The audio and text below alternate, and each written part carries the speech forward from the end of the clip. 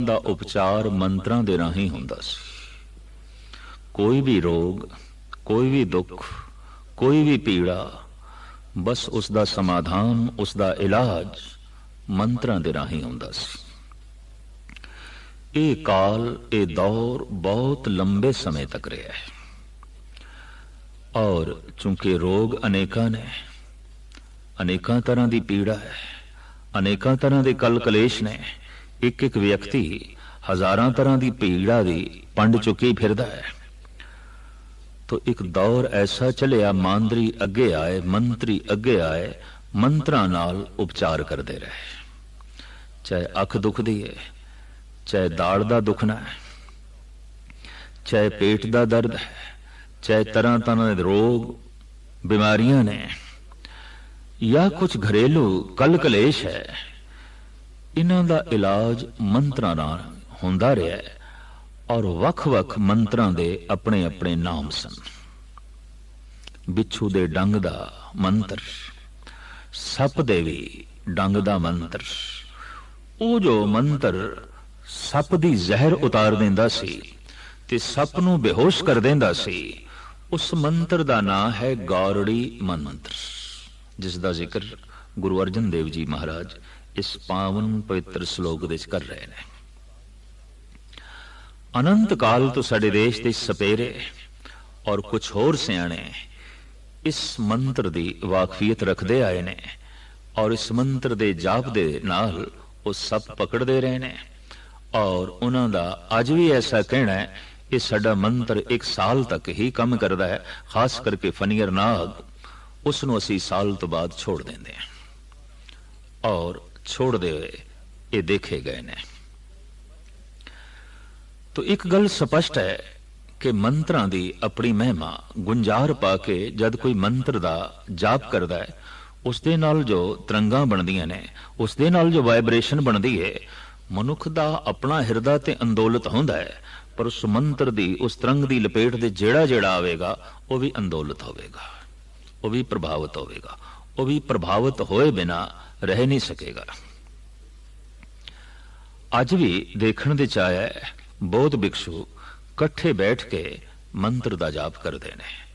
अज भी गुरु घर दे परंपरा बनी हुई है, कट्ठे बैठ के कीर्तन करो और गुंजार पा के कीर्तन करो। उस नाल जो तरंगा बननगियां, हिरदे दी यकसुई दा बाइस बननगियां, मन नूं एकाग्र करनगियां, आनंद प्रदान करनगियां। ते हिरदा एकाग्र हो जाए, मन यकसू हो जाए, अनेका रोग अपने आप रुखसत हो जाते हैं। क्योंकि बेशतर रोग, बहुत सारे रोग शरीरक ना होके मानसिक ने। तो खैर, एक दौर ऐसा लंघे है जद अजे मनुख नूं जड़ी बूटियां दा ज्ञान नहीं सी, अजे आयुर्वेदिक आलमे वजूद विच नहीं आई सी, अजे यूनानी तिब सामने नहीं प्रगट होया सी। तो इन्हां पश्चिमी देशां दे भी ते यूरोप की दुनिया दे भी मंत्रां दे राहीं उपचार होंदा रहा है। सूफी फकीर मंत्रां दे नाल उपचार करते रहे ने, और अज भी देखण दे ऐसा आउंदा है। अफगानिस्तान का इलाका, पठानिस्तान के इलाके च अज भी सप ते बिच्छू दे दर्द नूं मंत्रां दे नाल उपचार कीता जांदा है, दूर करन दी कोशिश कीती जांदी है। साडे देश दे च भी अज भी दाड़ दा दर्द, कन्नां दे दर्द, गले पै जाना, टॉन्सिल इत्यादि, इन्हां नूं अपने अपने ढंग दे मंत्रां दे जाप नाल दूर करन दी जो है कोशिश कीती जांदी है। यह गल वखरी है कि मंत्रां दे उच्चारण करन वाले च अज वो शक्ति नहीं।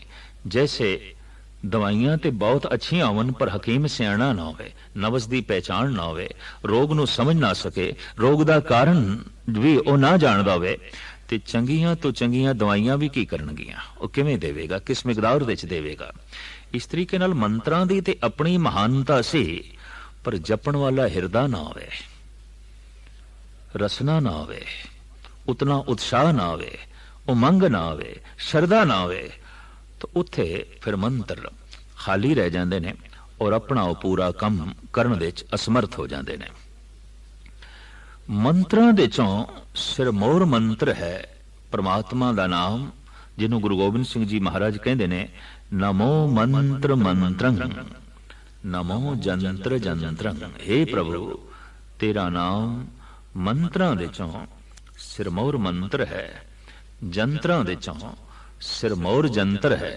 कोई भी मंत्र एक रोग नूं दूर करेगा, पर हे प्रभु तेरा नाम मंत्र ते ऐसा है सारे रोगां नूं दूर कर देंदा है। सर्ब रोग का औखद नाम, संसार रोगी नाम दारू मैल लागे सच बिना। गुरु नानक देव जी महाराज कहंदे ने संसार दे सारे रोगां दा इलाज प्रभु दा नाम है।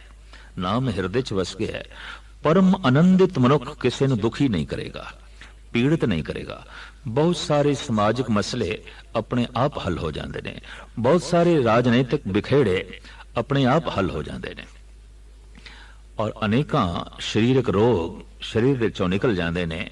मन दे स्वस्थ होंदे हां चारों पासे जो वातावरण बनता है वो स्वस्थ बनता है, तंदुरुस्त बनता है, महान बनता है। तो एक बड़ा सुंदर उदाहरण दिता है गुरु अर्जन देव जी महाराज ने। दसन बिहून भुयंगं मंत्रं गारुड़ी निवारण। जैसे सपेरा गारड़ी मंत्र दा जाप करके सप नूं दंदां तो बिना कर देंदा है, दसन बिहून दंदां तो बिना कर देंदा है और सप दी जहर उतार देंदा है। इस मंत्र दा नाम गारड़ी मंत्र। एक उदाहरण, ब्याद उपारण संतन नानक लबद कर्मणे। विरले ही संत जन ऐसे ने जो परमात्मा दे नाम मंत्र दा जाप करके अपने जीवन दे चों विकारां दी जहर कढ देंदे ने। जिंदगी दे चों सारी जहर नूं निकाल के परे सुट देंदे ने। जीवन विच जहर की है? जीवन विच क्रोध एक जहर है, लोभ एक जहर है, अहंकार एक जहर है, मोह एक जहर है, काम सीमा तो वधे होया जहर है। अति क्रोधी, अति कामी, अति हंकारी मनुख अति जहरीला हुंदा है। अति जहरीला, उहदी दृष्टि दे च भी जहर टपकेगी, उहदे बोलां दे च भी जहर प्रगट होवेगा। उहदे उठदियां बैठदियां ਜਿਹੜੀਆਂ ਤਰੰਗਾਂ भी उसदे शरीर चों निकलणगियां वातावरण ਨੂੰ दूषित करनगियां, अपवित्र करनगियां, क्योंकि जहरीला है। प्रभु मंत्र दे जाप नाल ये जहर अमृत बन जाती है। मैला अगर बेरे हैं भयंगा, बिख अमृत बसे एक संगा।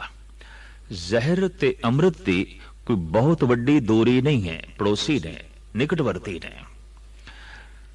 हो गुजरिया इस सदी दा बड़ा प्रसिद्ध दार्शनिक उर्दू दा शायर डॉक्टर मोहम्मद इकबाल। वो कहंदा है, जो जहर हलाहल है वही अमृत है नादां, मालूम नहीं तुझको अंदाज है पीने के। इते पीण दा ढंग है। अगर किसी नूं पीण दा ढंग आ गया है तो अमृत है, ते जे पीण दा ढंग नहीं आया तो जहर है। जो जहर हलाहल है वही अमृत है नादां। ऐ नादान, जो जहर हलाहल है, संखिया है, ये अमृत है। फर्क सिर्फ इतना है कि तेरे कोल पीण दा ढंग होना चाहिए। जीवन दा ढंग होवे, जिंदगी अमृत है, पर जीवन दा ढंग नहीं तो जीवन जहर है। वर्तन दा ढंग होवे तो पदार्थ अमृत ने, पर वर्तन दा ढंग नहीं तो पदार्थ भी जहर ने। रहन दा ढंग होवे तो परिवार अमृत है, पर रहन ते सहन दा ढंग नहीं आया तो परिवार भी जहर बन सकता है, संसार भी जो है जहर बन सकता है। गल सारी है ढंग दी, युक्ति दी। जैसे गन्ने विच प्रभु ने बड़ा रस पाया है, मिठा, अंगूरां दे स्वाद है, रस है।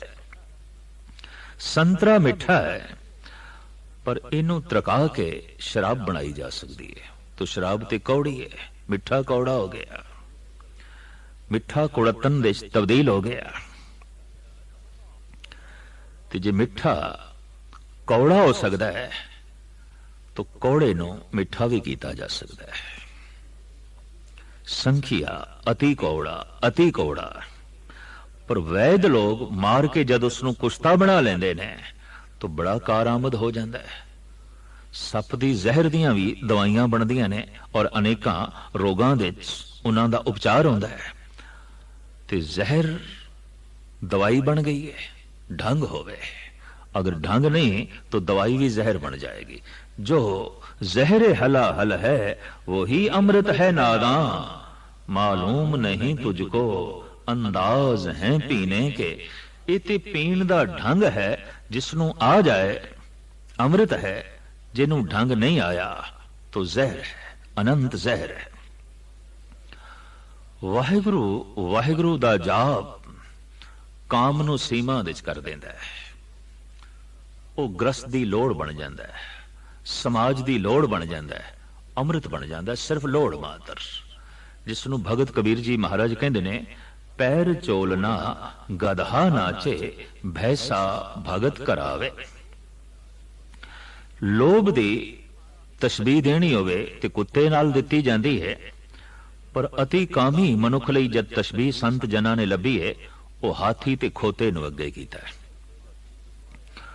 खोते दा शरीरक मानसिक मंडल ऐसा है कि काम मनुख दी तरह सिर्फ शरीर दे च ना हो के उहदे सोच दे च भी है, शरीर दे नाल नाल उहदे फुरनियां च भी है, उहदी सोचनी दे च भी है। इस वास्ते आखिया जाता है ये ते कामी खोता है। भगत कबीर कहते ने कि पैर चोलना गधा नाचे पैसा भगत करावे। ओ खोता ओ गधा जो पहले मेरे अंदर नचदा सी वो ते हुण भी नचदा है। भावें हुण मैं संत हो गया, भावें हुण मैं भगत हो गया, पर खोता ते उसे तरीके नाल नच रहा है, पर एक फर्क दे नाल। पहले एक खोता नगन नचदा सी, हुण चोला पा के नचदा है। पैर चोलना गधा नाचे पैसा भगत करावे। हुण समाज दी मर्यादा दा इसने चोला पहन लिया, हुण प्रभु दे डर दा इसने चोला पहन लिया। चोले दी उलंघना नहीं, समाज दी उलंघना नहीं, हुण धर्म दी उलंघना नहीं, तो काम अमृत बन गया। क्रोध एक जहर है। प्रभु नाम दे जाप नाल क्रोध बीर रस बन जाता है और दया दा रूप धारण कर जाता है। क्रोध जिथे जहर है, संख्या है, पर इनू मार लईए, इदा कुश्ता बना लईए, ये बीर रस बन जाता है, ये दया दी मूर्ति बन जाता है। मोह ग्रसे मनुख नूं सिर्फ अपना परिवार चंगा लगता है, संसार नाल ते उसनूं घिरना है। सिर्फ परिवार नाल ही किसी तल ते वो इंसाफ कर सकता है, संसार नाल नहीं। प्रेमी लई सारा संसार उसदा परिवार है, जदकि मोह ग्रसे मनुख नाल शायद उसदा परिवार भी उसनूं पूर्ण रूप दे पूरा परिवार ना दिखाई देवे, क्योंकि परिवार विच भी जिहड़ा सदस्य है उहदी कामना दी पूर्ति नहीं करेगा, उसदे हंकार नूं पट्ठे नहीं पावेगा, तो हो सकता है उस नाल कोई संबंध ना रहे। तो मोहग्रसे मनुख दा जिथे हित है, जिथे उसदी स्वार्थ दी सिद्धि है, बस ओही अपने ने, ओही अपने ने, बाकी ते सब ओपरे, बाकी ते सब बेगाने हैं। पर प्रेमी लई सारा संसार अपना है। प्रेम नाल भरिया होया भेजिया होया हिरदा गुरु अर्जन देव जी महाराज दा। आप कहते ने, सबको मीत हम आपन कीना, हम सबना के साजन, दूर पर आयो मन का बिरहा, तो मेल कियो मेरे राजन। हुण दुबदा मिट गई, सब अपने, कोई बेगाना नहीं। दोई रा चूं बदर करदम, दो आलम रा यके दीदम। शमस तबरेज कहते ने, जिस दिन दी दुबदा नास होई है, समूह ब्रह्मंड एक दिखाई दे रहा है और अपना दिखाई दे रहा है। हुण कोई बेगाना नहीं। अगर उस एक तो ही सारा संसार आया है, समूह आए ने, तो फिर वो एक सारियां दा पिता है। ते जद एक ही सारियां दा पिता है, तो बेगाना कौन, ओपरा कौन। एक पिता एकस के हम बारिक, तू मेरा गुरहाई। तो मोह प्रेम बन जाता है। लोभ संतोख दी शक्ल अख्तियार कर जाता है। लोभी जे समूह ब्रह्मंड के पदार्थ भी उसके अगों रख दिते जान, धन संपदा, तां भी उसके लिए थोड़ा है, कल्पना बनी रहेगी। पर संतुष्ट मनुख ਲਈ सहज किणका मात्र भी बहुत कुछ है, बहुत कुछ है। संतोखी तो मुराद जो कुछ है, जैसा है और जितनी मेरी प्रारब्ध है, प्रवान है, कबूल है, मैं राजी हां, मैनू ये खिड़े मत्थे तस्लीम है, प्रवान है। लोभी हर तल ते इनकारी है। लोभी कहंदा है मेरी पात्रता बहुत वड्डी सी, मिलिया की है, कुछ भी नहीं। संतोखी कहंदा है मेरी पात्रता ते बहुत छोटी सी, बहुत छोटी सी, प्रभु तू बहुत पा दिता, बहुत पा दिता। इस वास्ते बार बार संतोखी धनवाद नाल भरिया हुंदा है, बार बार लोभी गिलियां नाल भरिया हुंदा है। जद गिले निकलन, शिकवे निकलन तो समझ लेना लोभ है। जब बार बार धनवाद निकले, शुक्राना निकले तो समझना संतोख है। संतोखी ते बार बार कहंदा है, हे प्रभु बहुत छोटी सी मेरी झोली, पात्रता ते मेरी बहुत छोटी सी, बर्तन ते मेरा बहुत छोटा सी, तू बहुत पा दिता, बहुत पा दिता, तेरा लख लख शुक्र, तेरा लख लख धन्यवाद। पर लोभी ते बुलंद बांग कहंदा है इतनी वड्डी मेरी झोली तू दिता की, कुछ भी नहीं। इतनी वड्डी मेरी पात्रता तू पाया की, कुछ भी नहीं। इतना वड्डा भांडा मैं चुकी फिरदा रहा तो एक बूंद सिर्फ पाई। पर संतुष्ट मनुख कहंदा है, हे प्रभु मेरी पात्रता ते इतनी भी नहीं सी कि तू एक बूंद मैनू देवें, तू ते सागर उंडेल के रख दिता, तू ते बहुत कुछ दे दिता। बहुत कुछ देण तो मुराद यह है कि उन्होंने एक बूंद भी सागर जैसा प्रतीत होंदी है, बहुत प्रतीत होंदी है, बहुत प्रतीत होंदी है। बार बार अपनी योग्यता ते, अपनी पात्रता ते जिसदा ध्यान जावेगा गिलियां नाल भर जाएगा। पर बार बार जिसदा प्राप्ति ते ध्यान जावेगा, की प्राप्त होया, जो कुछ मिले है उस ते ध्यान जावेगा, तो बार बार शुक्राना पैदा होगा, धन्यवाद पैदा होगा। संतोखी हमेशा धन्यवाद नाल भरिया हुंदा है, प्रार्थना नाल भरिया हुंदा है, शुक्राने नाल भरिया हुंदा है। जबकि लोभी हमेशा गिलियां नाल भरिया हुंदा है, शिकवियां नाल भरिया हुंदा है। पर लोभ ही संतोख बन जाता है प्रभु नाम दे जाप नाल। जिथे लोभ जहर है उत्थे संतोख अमृत है। अहंकार जहर है, पर प्रभु नाम दे जाप नाल ये विनिम्रता दा रूप धारण कर जाता है। अहंकार ही निर्माणता दा रूप बन जाता है।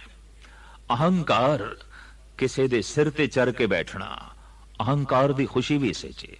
ये सिंघासन किसी हद तक बगौर देखी है तो लोगों के सिरां ते खड़े होंदे ने। अपना मत देना है, अपना सिर देना है, अपने विचार देने ने, अपनी सहमति देनी है, अपना सिर देना है, तां किसी दे सिंघासन खड़े होंदे ने। अपना सिर झुकाना है, अपनी मत देनी है, मत प्रदान करना है, मत दा दान कर देना है, मत अगों रख देनी है, सिर अगों रख देनी है। उसे सिर दे उत्ते सिंघासन होंदे ने और उन्हां ही सिंघासनां ते राजनीतिक बैठते हैं। जिन्होंने असी राजनीतिक क्रांति कहते हाँ, वो यही क्रांति कदी कदी सिर हिल पैंदे ने और बोझ बर्दाश्त करन नूं इनकार कर देंदे ने। उस हालत नूं असी कहते हाँ कि सिंघासन डोल रहा है, क्योंकि सिर हिल रहे हैं। ते जद कोई अपना सिर अंदरों थल्लों कढ़ लैंदा है और सारे ही कढ़ लैंदे ने, सिंघासन धरातल ते आ जाता है। इसनूं कहंदे ने मुकम्मल क्रांति हो गई, तख्ता पलट गया है, राजसत्ता पलट गई है। इंज कहिए धार्मिक पुरुष कहंदे ने किसी दे सिर ते बैठण दा जिसनूं शौक है बस अहंकारी है। पर किसी दे कदमां विच बैठण दा शौक है, निर्माण है, गरीब है, विनिम्र है। एक आलम दा कहना है, जुबान खोलेंगे मुझ पर बद जुबान, क्या बदशुआरी से कि मैंने खाक भर दी है उनके मुंह में खाक सारी से। हुण मेरी होर की निंदा होनी है, हुण मेरे उत्ते कोई होर की लाछण लाएगा। मैं ते हर एक दे कदमां दी खाक बन गया, मैं ते हर एक दे पैरां दे थल्ले आ गया। और बखुशी आया। दीस आवत है बहुत बिहाला, गुरु अर्जन देव जी महाराज। सगल चरण की एहो मन राला, मैं ते सारियां दे चरनां दी खाक, मैं ते सारियां दे पैरां दे थल्ले, सब मैथों उच्चे। भगत कबीर कहंदे ने, कबीर पूंगरा राम अलाका, सब गुर पीर हमारे। कबीर कहंदे ने सारे मैथों वड्डे ने, मेरे पीर ने, मेरे गुरु ने, हर एक तो कुछ ना कुछ मैं गुण लिया, कुछ ना कुछ मैं शिक्षा ली है। ते जब हर एक तो मैनू कुछ ना कुछ प्रेरणा मिली है, तो हर एक मेरा गुरु है। मैं पढ़ लिया सी जमाल हुसैन फकीर दी कहानी। जद उसनू पुछया गया, तुसी इतने आशावादी, बंदगी रोज कर दे हो, प्राप्त कुछ नहीं होया, पर निराश नहीं होए, इतनी आशा, इतनी प्रगाढ़ श्रद्धा, ये किवें प्राप्त हुई?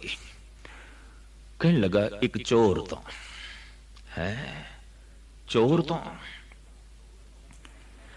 तो इतना वड्डा आशावादी जीवन। कहने लगा, उन्हें मित्र नूं इंज गल सुनाई कि मेरे घर विच एक चोर आया रात दी तारीकी दे विच। तो जमाल हुसैन अथा गरीब फकीर, उन्हें आवाज मारी, मित्रा इत्थे दिन नूं कुछ नहीं लभदा, तेनू रात नूं की खाक लभेगा, की लभेगा? आ मेरे कोल बैठ, ठंड बड़ी है, एक कंबल है मेरे कोल, तो मेरी तौहीन ना करी, एक कंबल ले ले, और कम से कम तेनू ये एहसास होवे कि फकीर दे घरों मैं खाली नहीं निकलिया, कुछ ना कुछ मेरे हाथ लग गए। तो एक कंबल है मेरे कोल, ऐ तू ले ले, रात बड़ी ठंडी है, बहुत ठंड पै रही है। इन्हां बचना ने उस चोर दा मन मोह लिया। आखिया, मैं हुण चलिया किसे होर घर सन लाण नूं। पर जमाल हुसैन ने कहा, फिर आवी मेरे कोल, इत्थे ही ठहरी, तू मेरा मेहमान बन, मेरे कोल ठहर। सवेरे होंदिया होंदा वो चोर आया है, पर कोल कुछ भी नहीं। फकीर पुछदा है, कुछ है? कुछ हथ लग गया? कहंदा नहीं, अज ते नहीं, शायद कल कुछ लभ जाए। तो कल भी गया है, खाली हथ आया है। जमाल हुसैन पुछते हैं, कुछ मिलिया? कहंदा अज ते नहीं मिलिया, कल शायद मिल जाए।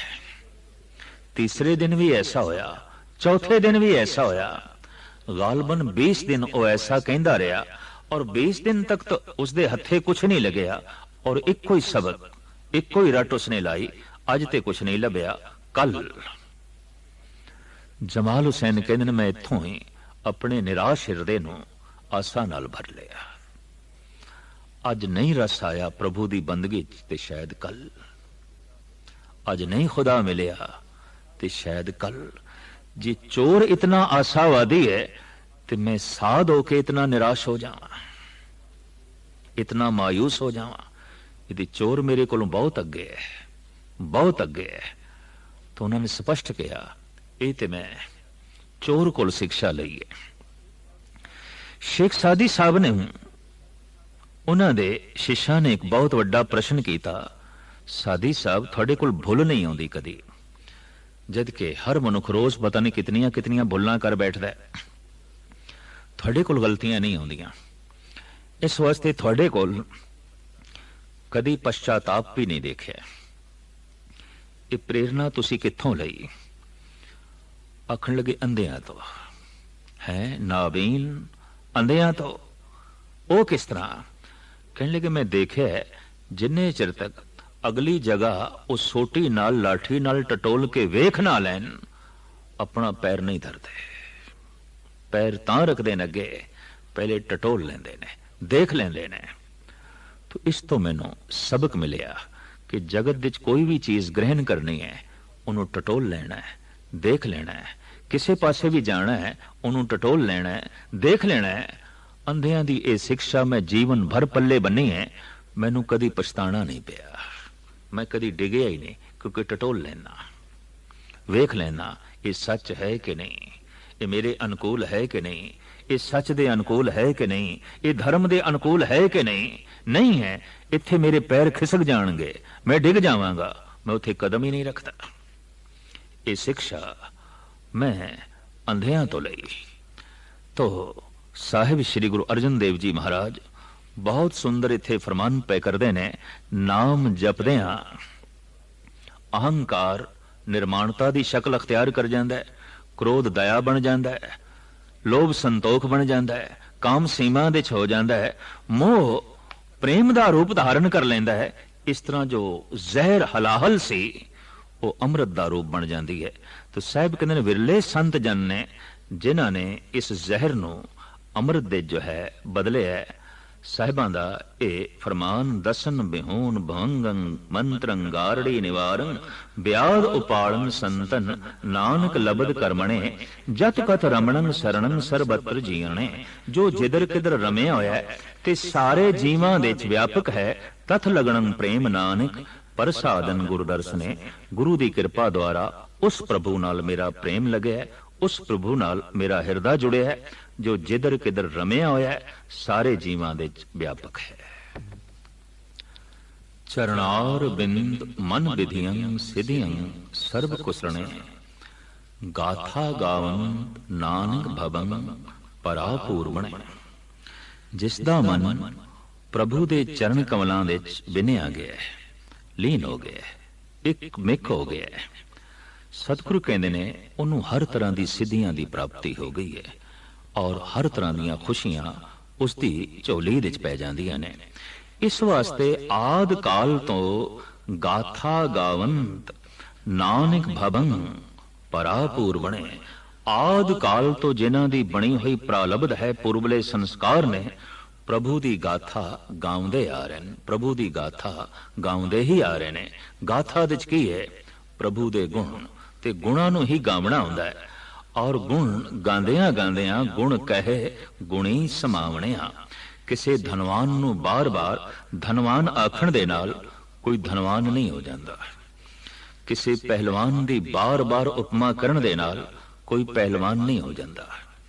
हुक्मरान नूं बार बार सजदा करन दे नाल कोई हुक्मरान नहीं हो जाता, पर भगवान दी महिमा गायन करन वाला भगवान ही हो जाता है।